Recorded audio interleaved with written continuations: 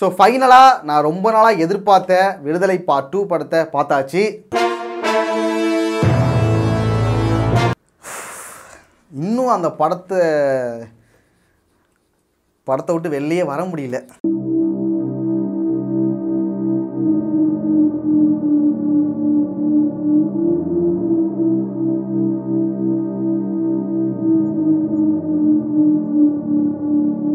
அந்த படத்தை பார்த்துட்டு இன்னும் அதுலேருந்து வெளில வரவே முடியல. நானும் நிறைய படம் பார்த்துருக்கேன். ஆனால் இந்த படம் பார்த்து முடித்த பிறகு ஒரு ஒரு ரொம்ப ஒரு மாதிரியாக இருந்துச்சு. கிளைமேக்ஸ்லாம் அழ வச்சுட்டாங்களா? அவன் ஷூலெஸ் கட்டுற மாதிரி கீழே குனிஞ்சு அழுதுட்டு இருக்கான். ரிவ்யூவோட ஸ்டார்டிங்லேயே சொல்லிடுறேன், இந்த படத்தை எல்லாருமே கண்டிப்பாக போய் பார்க்க வேண்டிய ஒரு படம். நான் கீழே குனிஞ்சு அவன் காலை முத்தமிடுவேன், அந்த அளவுக்கு அந்த படத்தை பண்ணியிருக்கான். இன்னொரு விஷயம் என்னன்னா, வெற்றிமாறன் படங்களை பொறுத்த வரைக்கும் ரிவ்யூ பார்த்துட்டு தான் படத்தை பார்க்கணுங்கிற அவசியமே கிடையாது. ஏன்னா கண்டிப்பாக அந்த படம் வந்து ஒர்த்தாக தான் இருக்கும். அதை மறுபடியும் நிரூபிச்சிருக்காரு இந்த படம் மூலமா. வன்முறை எங்கள் மொழி இல்லை, ஆனால் எங்களுக்கு அந்த மொழியும் பேசுது. இந்த படத்தோட ஸ்டோரி என்னன்னா, வாத்தியாரை வந்து அரெஸ்ட் பண்ணிடுவாங்க விடுதலை பார்ட் 1ல. அரெஸ்ட் பண்ண பிறகு என்ன நடக்கும், அப்புறம் வாத்தியார்னா யாரு, அவர் ஏன் அரெஸ்ட் பண்றாங்க, இவ்வளோ போலீஸ்லாம் வச்சு எதுக்காக அரெஸ்ட் பண்ணியிருக்காங்க, பெருமாள் அரெஸ்ட் பண்ணிருக்கிறதா சொல்றாரு. சிஎம் சார் வீட்டுக்கு ஃபோன் பண்ணுங்க. அப்புறம் அந்த ட்ரெயின் ஆக்சிடென்ட் ஒன்று வரும்ல, அதுக்கு என்ன காரணம், அது யார் பண்ணது, அப்படிங்கிற பல விஷயங்களை நோக்கி இந்த படத்தோட கதை இருக்கு. ஒடுக்கப்பட்ட மக்களுக்காக போராடின எல்லோரும் நம்முடைய முன்னேற்றியர் தான். ஃபர்ஸ்ட் இந்த படத்தில் நடித்த விஜய் சேதுபதி சொல்லி ஆகணும். உண்மையாவே இந்த வருஷம் அவருக்கு 2 சூப்பரான படம்டா. ஒன்று மகாராஜா, அதுக்கப்புறம் இந்த விடுதலை பார்ட் 2. ரெண்டுத்துலையுமே சூப்பராக பர்ஃபார்ம் பண்ணியிருக்காரு. ஒரு தரமான படம் தான் அவருக்கு வந்து அமைஞ்சிருக்கு. இந்த பெருமாள் யாரு, அவ எங்க பிறந்தான், என்ன படிச்சான், எதுக்காக நம்ம கவர்மெண்ட் எதிர்த்து சண்டை போடுறான், எல்லா சீன்ஸ்லையுமே ஒரு வாத்தியாரா மிரட்டியிருக்காரு. யாருன்னு பாரு, வாத்தியார் தாங்கய்யா. அவர் நடிப்பாக இருக்கட்டும், டைலாக் பேசுகிறதா இருக்கட்டும், லவ் சீன்ஸாக இருக்கட்டும், எமோஷனல் சீனாக இருக்கட்டும், எல்லாத்தையுமே சூப்பராக நடிச்சிருக்காரு.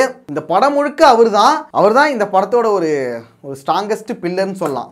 ஒடுக்கப்பட்ட மக்களோட நிற்கிற எல்லோருமே நம்முடைய தோழர்கள் தான். அடுத்து சூரி. யார் பிடிச்சது? சூரியோட கேரக்டர் பொறுத்த வரைக்கும் நம்மள மாதிரி தான். எல்லா விஷயத்தையும் பார்க்குறாரு, என்ன பண்ணுறதுன்னு புரியாமல் தான் பண்ணுறது சரியா தப்பான்னு யோசிச்சுக்கிட்டு குழப்பத்திலே இருந்து கடைசியாக ஒரு முடிவு எடுப்பார். உண்மையாக அந்த ஒரு கிளைமேக்ஸ் சீனில் சூரியோட ஆக்டிங் வேற லெவலாக இருந்துச்சு. அடுத்து மஞ்சு வாரியர். அவங்கள பொறுத்த வரைக்கும் அவங்களுக்கு கொடுக்கப்பட்ட அந்த ரோலில் வந்து சூப்பராகவே நடிச்சிருக்காங்க. விஜய் சேதுபதிக்கும் அவங்களுக்கும் வர அந்த போர்ஷன்ஸ் எல்லாமே ரொம்பவே அழகாக இருந்துச்சு. அப்புறம் போராளிகளோட லைஃப்பை பற்றி, அப்புறம் அவங்க படுற கஷ்டங்கள், அவங்க பண்ணுற தியாகங்களை பற்றி ஒரு சீனில் வந்து சொல்லுவாங்க. அது எல்லாமே நல்லா இருந்துச்சு. அதே போல் கிளைமேக்ஸ்க்கு முன்னாடி விஜய் சேதுபதிக்கும் மஞ்சு வாரியருக்கும் ஒரு எமோஷனல் சீன் ஒன்று இருக்கும். அந்த சீனெல்லாம் மிரட்டிட்டாங்க. நம்ம 2 பேரும் கல்யாணம் பண்ணிக்கலாம். அந்த சீன் பார்க்கும்போது ரொம்பவே எமோஷனலாக இருந்துச்சு. ஸோ வந்துட்டு அவங்களும் நல்லாவே நடிச்சிருக்காங்க. சுகர் ஃபேக்டரி முதலாளியை கொண்டு அவன் மகன் சும்மா இருப்பானா, அடித்து ஒழிக்கணும்னு முடிவு பண்ணா 2 பேரையும் சேர்த்து முடிங்க. மற்றபடி இந்த படத்தில் நடிச்சிருக்க எல்லா நடிகர்களுமே சூப்பராக நடிச்சிருக்காங்க. அடுத்து முக்கியமான ஒரு ஆள், இந்த படத்தோட டைரக்டர் வெற்றிமாறன். உண்மையாக ஒவ்வொரு படமும் அவரோட படங்கள் பார்க்க அவருக்கு மேலே உள்ள மரியாதை வந்து கொஞ்சம் அதிகமாயிட்டே இருக்கு. அவர் சொல்கிற அந்த அரசியல், அவரோட அந்த சமூக பார்வை, அது எல்லாமே நிறைய விஷயங்களை கற்றுக் கொடுக்குது. எனக்கு வெற்றிமாறனை பொறுத்த வரைக்கும் ரொம்ப பிடிச்ச விஷயம் என்னன்னா, ஒரு பாயிண்ட் ஆஃப் வியூவில் மட்டும் சொல்லாமல் எல்லாரோட பாயிண்ட் ஆஃப் வியூலையும் வச்சு அந்த ஸ்டோரியை சொல்லியிருக்காரு. ஸோ அது வந்து எனக்கு ரொம்ப பிடிச்சிது. அமரன் படத்தை பொறுத்த வரைக்கும் அது மிஸ் ஆச்சு. ஆனால் இந்த படத்தில் மிஸ் ஆகவே இல்லை.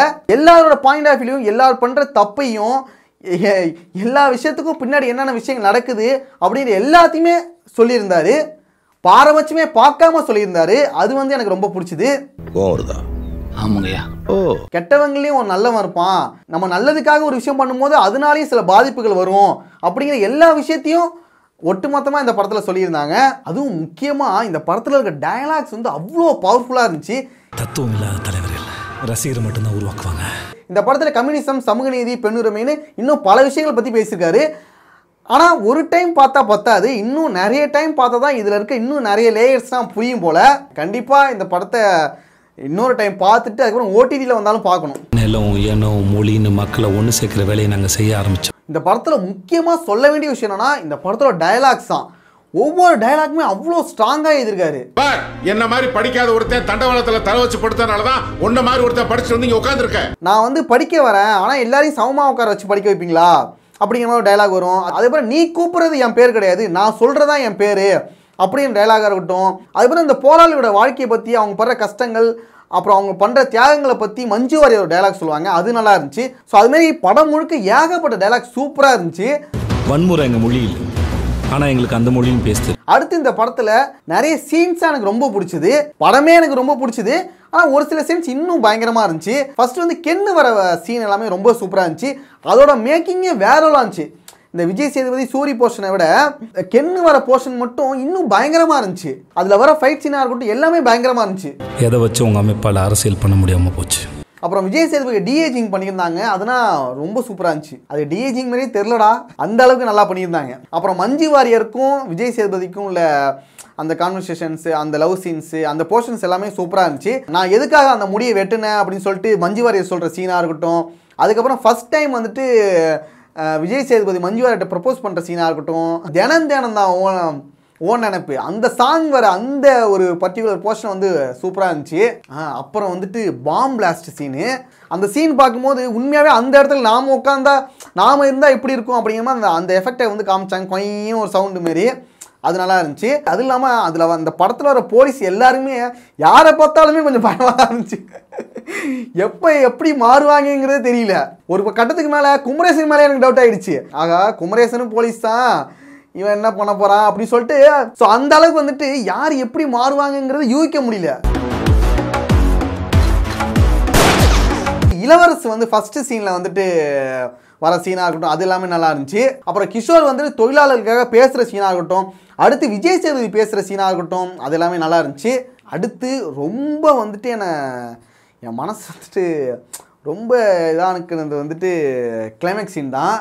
அது நம்ம ரொம்ப பில்டப் ஏற்றி இவங்க ரொம்ப எக்ஸ்பெக்ட் பண்ணிட்டு போகிறாங்க, அதுவே பயமாக தான் இருக்குது. பட் ஆனால் நல்லா இருந்துச்சு. ஒரு ரொம்ப எமோஷ்னலான ஒரு கிளைமேக்ஸ் பார்த்தேன். அது நீங்கள் தேட்டரில் போய் பாருங்கள், தெரியும். யாருன்னு பாரு. இந்த உண்மை சம்பவங்கள்லாம் நடக்கும். அந்த உண்மை சம்பவம் வந்து நியூஸில் பார்க்கும்போது அது எப்படி மாறி எப்படி வருங்கிறதெல்லாம் காமிச்சிருந்தாங்க, அதனால நல்லா இருந்துச்சு. இந்த படத்தை பற்றி சொல்லணும்னா நிறைய விஷயங்கள் சொல்லிகிட்டே போகலாம், நிறைய டிஸ்கஷன் வந்துக்கிட்டே இருக்கும். அதனால் யாரும் மிஸ் பண்ணிடாமல் இந்த படத்தை போய் பாருங்கள். நெகட்டிவ் இந்த படத்துக்கு வந்து என்னால் எதுவுமே சொல்ல முடியல. மேபி வந்து பேக்ரவுண்ட் ஸ்கோர் மட்டும் இன்னும் கொஞ்சம் பெட்டராக இருந்திருக்கலாம். சாங்ஸ் ஓகே, பட் வந்து பேக்ரவுண்ட் ஸ்கோர் வந்து இன்னும் கொஞ்சம் பெட்டராக இருந்திருக்கலாம் அப்படிங்கிற ஒரே ஒரு விஷயம் மட்டும் தான் எனக்கு தோணுச்சு. தத்துவம் இல்லாத தலைவர்கள் ரசிகரை மட்டும்தான் உருவாக்குவாங்க, அது முன்னேற்றத்துக்கு வழிவகுக்காது. என்னை பொறுத்த வரைக்கும் இந்த படம் வந்து எங்கேயுமே லேகாக தோணலை. ஒவ்வொரு விஷயத்தையும் எனக்கு தெரிஞ்சுக்கணும் தான் தோணுச்சு. ஸோ கண்டிப்பாக இந்த படத்தை தேட்டரில் மிஸ் பண்ணாமல் போய் பாருங்கள். ஓகே, அவ்வளோதான் வீடியோ. நீங்களும் இந்த படம் பார்த்தீங்கன்னா உங்களுக்கு என்ன தோணுச்சுங்கிறத கமெண்ட்ஸ் சொல்லுங்கள். நெக்ஸ்ட் ஒரு வீடியோவில் பார்க்கலாம்.